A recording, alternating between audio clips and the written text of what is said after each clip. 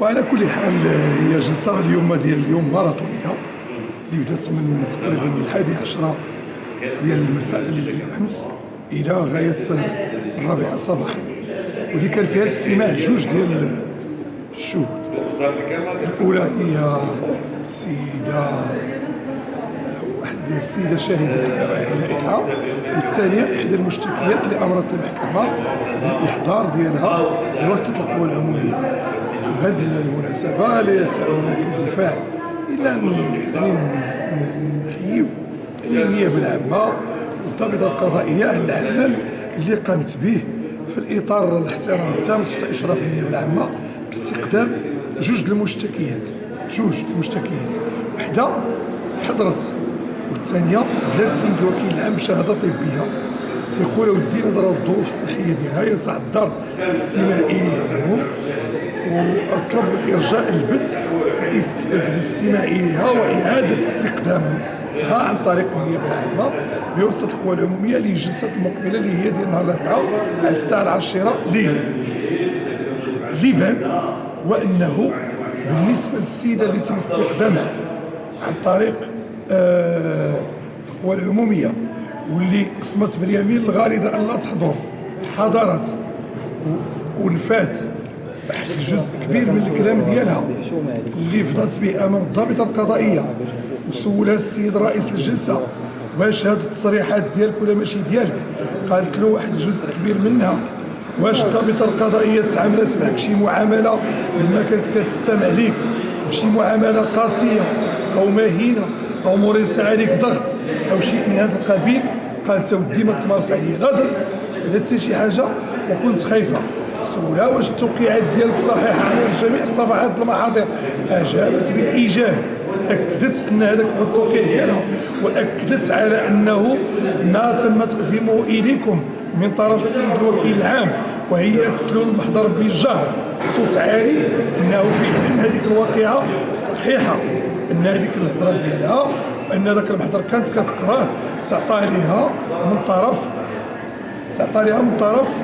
الضابطه القضائيه باش تقراه. وماذا عن الفيديوهات؟ احنا بالنسبه لنا لما اعتبرت بانها ماشي ما عندها حتى فيديو، طلبنا عرض واحد جوج ديال الفيديوهات وتم المواجهه ديالها مع الموكله ديالنا واللي اكدت فعلا انها افضت اليها بان كانت واحد الموضوع ديال اعتداء من طرف المتهم وتحرش والى اخره من الافعال اللي هي انتم عارفينها منسوبه اليه. بطبيعه الحال هنايا وقع واحد النقاش قانوني، انها هي كتقول ماشي انا، الموكله ديالنا كتقول ماشي انا، التمسنا اجراء خبره على ذلك الشريطين، والاستاذ النقيب زيان لم يعارض في ذلك، فقط عنده شرط واحد كيقول ودي ما خصهاش تعرض على الشرطه لانه تيعتبرها بانها الشرطه زورت عليها وفعلت ارتكاز داكشي. السيد الوكيل العام التمس ارجاء البت في هذه القضيه هذه ديال الخبره الى حين عرض كافه الاشرطه بدون استثناء، واللي يوقع هو انه مره اخرى الاستاذ النقيب زيان في اخر جلسه تهجم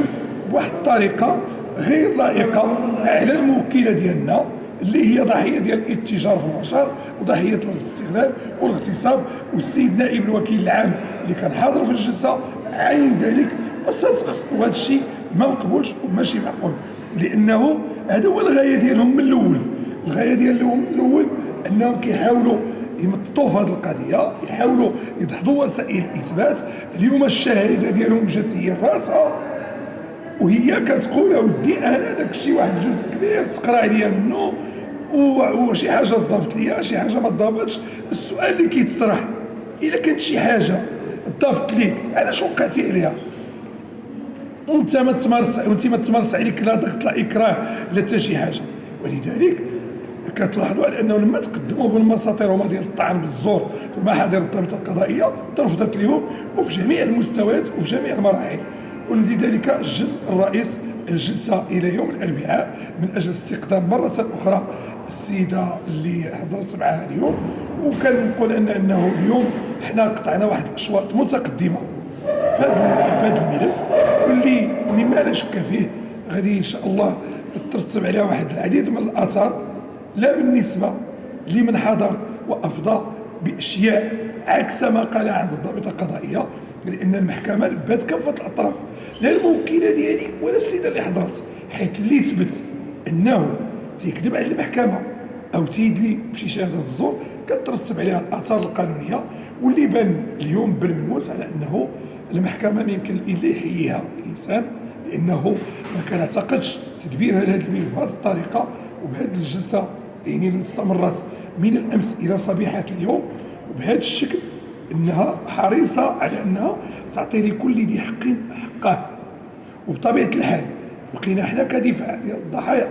متقيدين بما التزمنا به مع السيد نقيب هيئة المحامين بالرباط في إطار الاحترام التام لزملائنا، ولكن ما صدر عن السيد نقيب سيكون موضوع مذاكرة مع نقيب هيئة المحامين بالرباط، لأنه ما يمكنش ندوزو هذه النقطة هذه وما يمكنش ندوزو هذا التصرف. كما أنه بالنسبة للسيدة اللي حضرت وتراجعت على المضامين ديال الكلام ديالها اللي رفضت به، هي التي تتحمل مسؤولية العواقب ديالو، وهي اللي غادي تتحمل التبعات ديالو. كيبقى تشكيل القناعة الصميمية ديال المحكمة ما خضع لحتى شي حاجة، لأنه في نهاية المطاف هذه المحاضر ديال الضابطة القضائية كتبقى هي مجرد بيانات كتستافد منها المحكمة، ولكن القناعة ديالها كتشكل مما يروج من مناقشات حضوريه وشفهيه. ونظرا لكون ان المحكمه قررت ان الجلسه تكون سريه، كاين واحد العديد ديال المعطيات يتعذر عليا نقولها لكم مرتبطه بطبيعه سريه الجلسات، واللي فيها قرائن ثابته بكل الافعال وبكل التصرفات وبكل